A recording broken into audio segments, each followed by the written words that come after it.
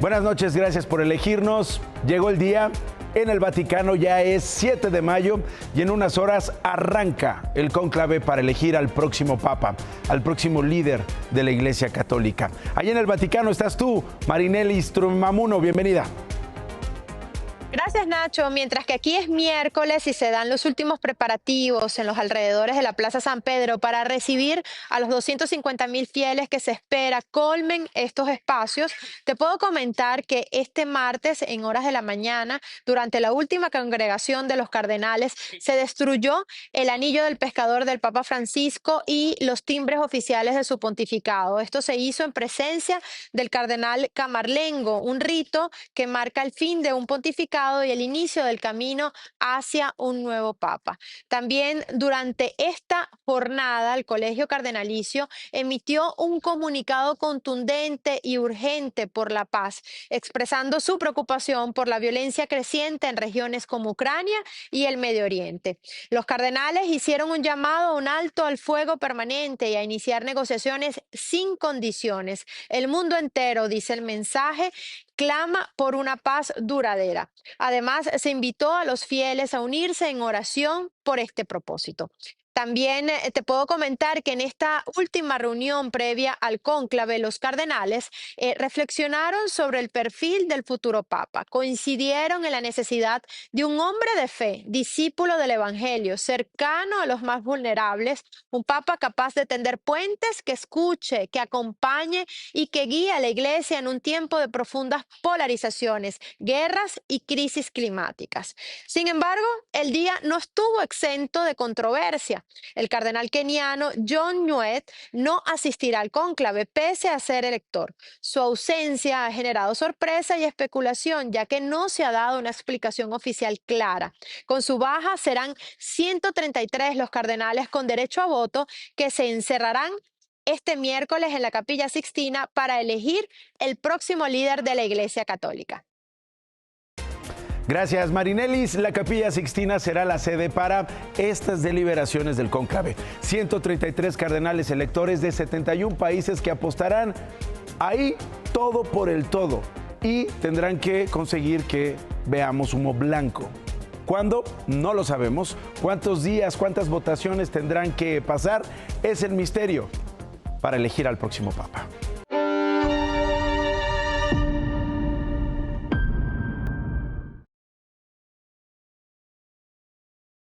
Llegó el día.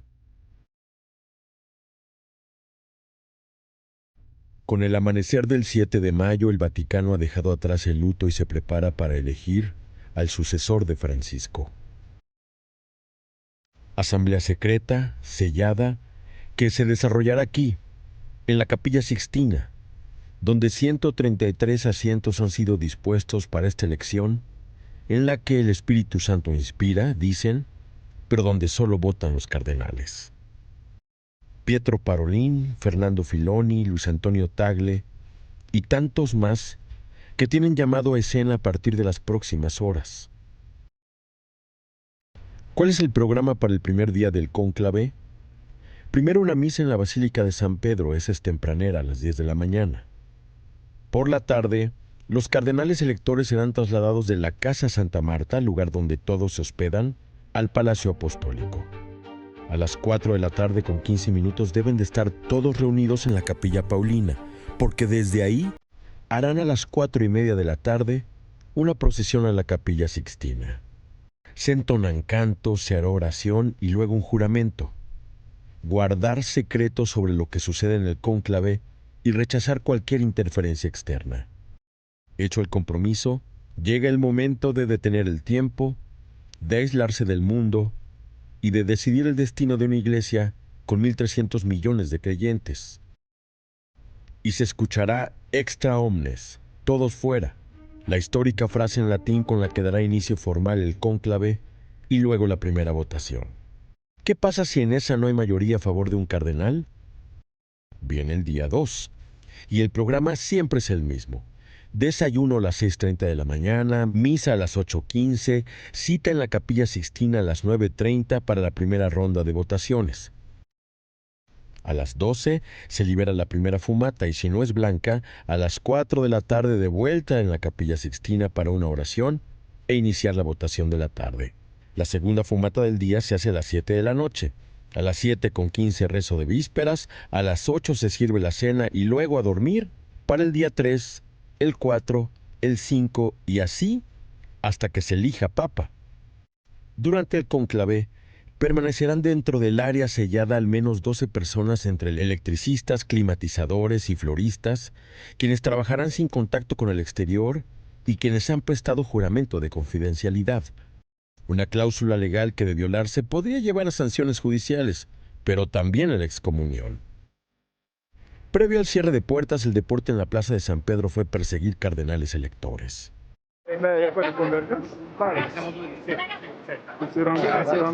Je suis très confiant. Très confiant. On aura un bon pape. No names. Ninguno dio pistas. Y ya no habrá oportunidad de preguntarles otra vez porque en el Vaticano ya es 7 de mayo y el cónclave está a horas de iniciar.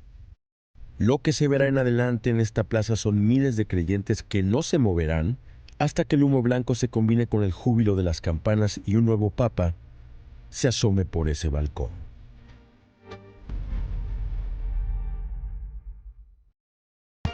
Y del cielo evocado en el Vaticano, llegamos al infierno que desata la violencia. Ovidio Guzmán se va a declarar culpable de diversos cargos ante una jueza federal en Chicago, en Illinois. Es decir, Ovidio Guzmán llegó a un acuerdo con el gobierno de los Estados Unidos de América. Ya no irán a juicio y se espera que se declare culpable en una audiencia programada para el próximo 9 de julio. Guzmán fue extraditado desde el 2023 a los Estados Unidos de América. Esto se conoció el mismo día en que el gobierno de los Estados Unidos anunció su mayor decomiso de fentanilo de la historia.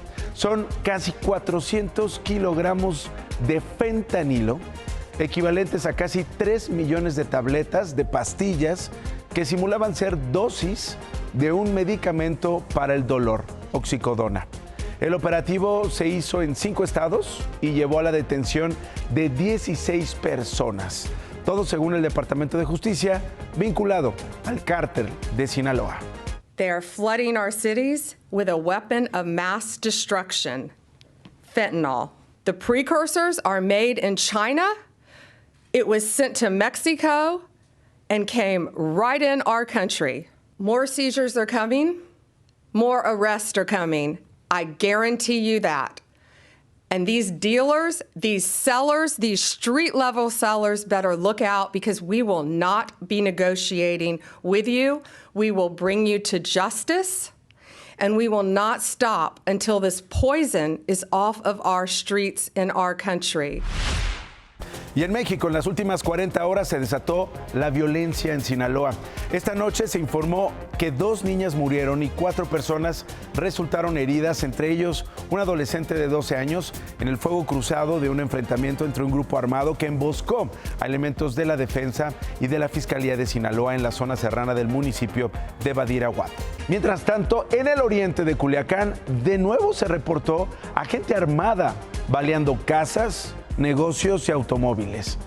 La nueva jornada de enfrentamientos comenzó desde ayer.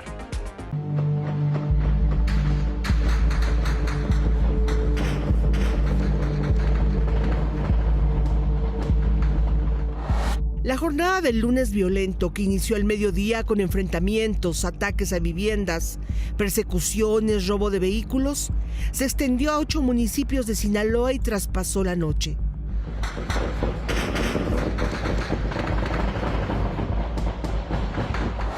Durante la madrugada continuaron los reportes de enfrentamientos y narcobloqueos, principalmente sobre la autopista Culiacán-Mazatlán. Al amanecer, los primeros saldos de la violencia se reportaron en redes sociales. Tráileres incendiados, restos de camiones de carga, autos particulares quemados y las autoridades tratando de reabrir la carretera. Aún no se da el número total de muertos en estos 2 días. Preliminarmente se habla de 10, pero de los reportes en redes sociales y la prensa se cuentan más de 20. Una supuesta alianza de grupos armados entre los Mayos y el Chapo Isidro contra la facción de los Chapitos habría sido el origen de estos ataques. Ya son 200 días de lo que llaman el narcoterror, que de nuevo golpea a los ciudadanos y provocó la cancelación de las clases de educación básica en los municipios afectados, ya que la Universidad Autónoma de Sinaloa, por prevención, imparta clases virtuales para no arriesgar a sus alumnos. En todo este contexto de guerra entre facciones y del enfrentamiento con las fuerzas federales, el Gabinete de Seguridad informó sobre la detención en Culiacán de Jesús Guzmán Castro, alias El Chuy o El Narizón, presunto operador del Mayo Zambada, quien es requerido en extradición por Estados Unidos y enfrenta cargos en México por delincuencia organizada y lavado de dinero. Tengo mucho más que contarle esta noche. Quédese. Comenzamos.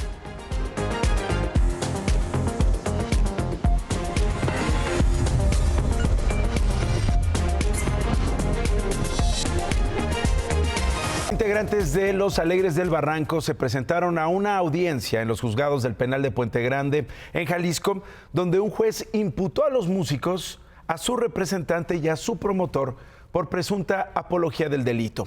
Esto luego de que el 29 de marzo cantaron narcocorridos y proyectaron imágenes del líder criminal Nemesio Ceguera, el Mencho, en el auditorio Telmex de Zapopan. Mientras se resuelve su situación legal, los Alegres del Barranco no podrán salir de Jalisco y deberán pagar una garantía de 1.800.000 pesos. Los imputados están citados para otra comparecencia el próximo jueves por otro concierto en Villa Purificación. Y ayer le presenté este video de cómo precisamente los Alegres del Barranco intentaron evadir la prohibición de los narcocorridos, tocando la música, pero proyectando la letra para que los asistentes a sus conciertos en Cihuatlán y en Tequila la cantaran. Por este caso, la Fiscalía de Jalisco abrió ya 2 carpetas de investigación, también por presunta apología del delito.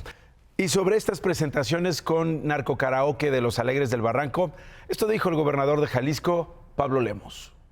Ahora los presidentes municipales, tanto de Tequila, de Villa Purificación como de Cihuatlán, deben forzosamente multar a este grupo musical y van a ser citados a declarar para saber, pues, por qué no impidieron que esto sucediera. Voy ahora a Aguascalientes. Ahí el cantante Alfredo Olivas volvió a evadir la prohibición de los narcocorridos, como lo hizo la semana pasada en Nuevo León. Anoche, durante su presentación en la Feria Nacional de San Marcos, no cantó directamente el tema prohibido, sino que dejó al público corear El Malo de Culiacán, una canción que hace referencia a un sicario que fue asesinado en un restaurante de Sinaloa. En el concierto de Olivas estuvo presente, mire, el senador del PAN, Ricardo Anaya, quien antes de la presentación dijo esto sobre la apología del delito. Yo en lo personal creo en la libertad, pero también entiendo que estamos viviendo momentos extraordinarios de una violencia exacerbada. Aquí particularmente en Aguascalientes pues se ha establecido que pues, la apología del delito, es decir, las letras que de alguna manera invitan a que se cometan delitos, pues hay que evitarlas y pues esperemos que se cumpla simple y sencillamente porque aquí así está establecido en la ley. Ahí, el senador del PAN. Toda esta prohibición, todas estas multas económicas, todas estas carpetas de investigación, ¿son en serio un camino para evitar la violencia, para evitar el poder del crimen organizado? Quieren decir es que la música influye a la violencia y a que no se acabe el crimen organizado.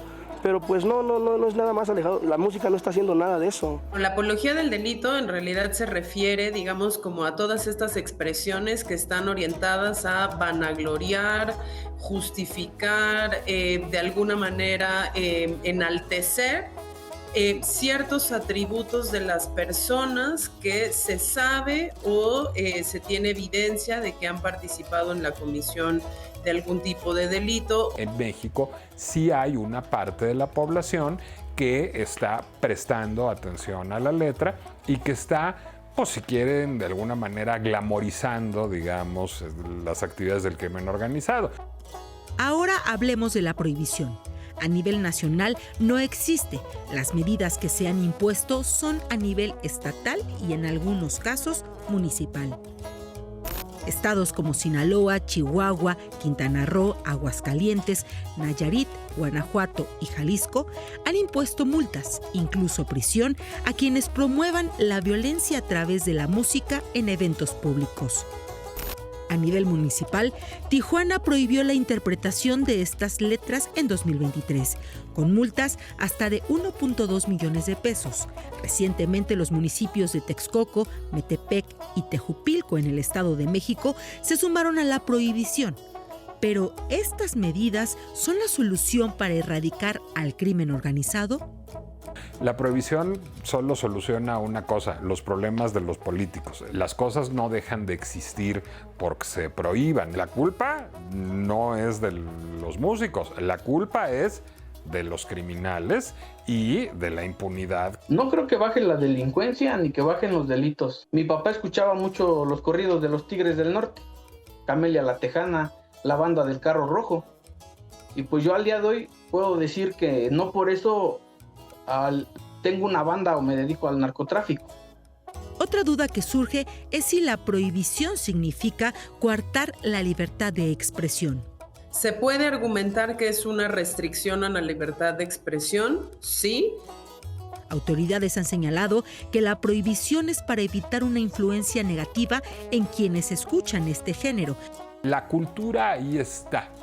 Cómo procesen los individuos la cultura depende de factores psicológicos, sociales, familiares, ambientales, de política pública, no de que va a llegar Marilyn Manson o Laibach o Madonna o Los Alegres del Barranco y te van a llevar por la senda del mal. Hoy se confirmó que Adrián Rubalcaba será el próximo director del Metro de la Ciudad de México. Sustituye a Guillermo Calderón, quien presentó su renuncia, aunque seguirá en el gobierno capitalino como asesor en movilidad. Rubalcaba reconoció que es una de las responsabilidades más grandes de su carrera política, agradeció la confianza de la jefa de gobierno y dijo que conoce el tamaño del reto, por lo que su compromiso es asumirlo con orden, dedicación, estrategia y resultados. Pero a 56 años de su creación, ¿a qué metro llega Rubalcaba? El Metro de la Ciudad de México tiene un nuevo director, pero sus problemas siguen siendo los mismos desde hace varios años. En 2024, la limusina naranja transportó a 1.171 millones de usuarios. Se podría llenar 14,000 veces el Estadio Azteca. De enero a marzo de este año, la línea 2 fue la más concurrida, con más de 8,5 millones de personas. Cuatro Caminos es la estación con más afluencia, le siguen Indios Verdes y Tláhuac. Naturalmente, el metro tiene muchos pendientes.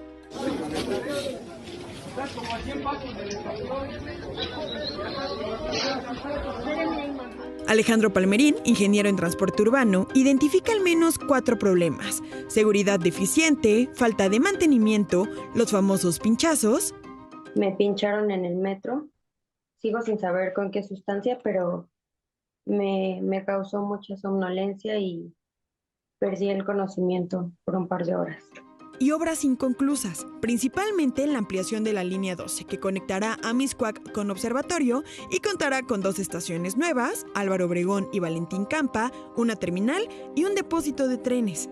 Hasta octubre del año pasado, antes de que Clara Brugada asumiera como jefa de gobierno de la capital, la Secretaría de Obras y Servicios informó recientemente que no se cuenta con un documento oficial en el que se explique el dinero que será destinado a este proyecto, que lleva en el tintero desde 2015. La meta es diciembre de 2027.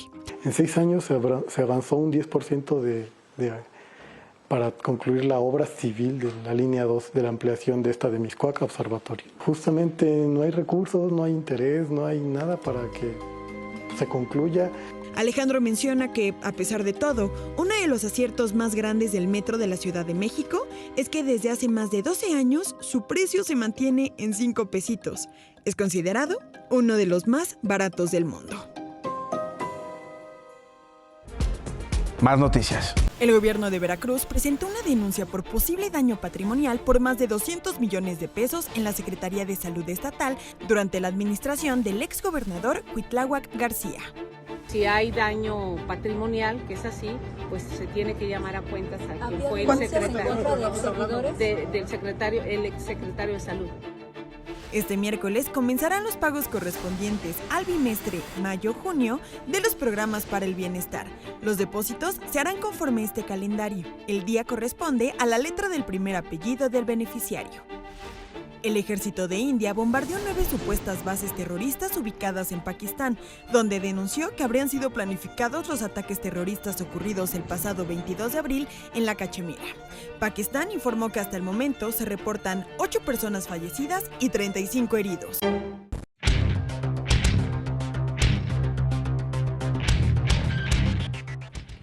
Usted que esté en su casa viéndome, debería levantarse un segundo y aplaudir. Cuando todo mundo estaba apanicado por las medidas de Donald Trump y cuando todo mundo estaba muy asustado, yo, el padre del análisis superior, ¿qué le dije? Le dije que o no las iba a aplicar o no iba a tener manera de llevarlas adelante. Donald Trump, como buen populista que es, dijo: vamos a aplicar aranceles para que las empresas se vengan a los Estados Unidos, para que ahora sí cerremos nuestra economía. ¿Y cuál es el resultado neto hasta ahora de esa barbaridad? Que las importaciones en Estados Unidos crecieron el mes pasado al ritmo más grande que han tenido desde 1992, es decir, desde antes del Tratado de Libre Comercio de América del Norte. Que la economía de los Estados Unidos está creciendo menos y que también la inflación está repuntando al grado de que el presidente de la Reserva Federal dice que ellos van a dejar de bajar las tasas. Debe usted aplaudir al padre del análisis superior. Échame la cámara, échame la cámara. Mañana que empiezan a llegar los convencionistas a la convención bancaria, van a tratar de encontrar un tema del cual nadie quiere hablar. Ni ellos, ni la presidenta Claudia Sheinbaum. El Fobaproa. ¿Tú crees que hablen de él, Nacho? Gracias, David. Y ahora este tema del que tú también has estado hablando y que seguramente le interesa a usted. El gobierno de México anunció la semana pasada, lo recordará, la intención de que la semana laboral se reduzca de 48 a 40 horas. Bueno, Movimiento Ciudadano urgió a convocar a un periodo extraordinario para discutir ya esta propuesta. Morena, en cambio, pide calma, cautela, apoya la idea de hacer, sí, foros para discutir con todos los involucrados. Pero la pregunta es, ¿cómo estamos en horas trabajadas actualmente en nuestro país? ¿Qué otro país trabaja menos o más que nosotros? Mire estos datos.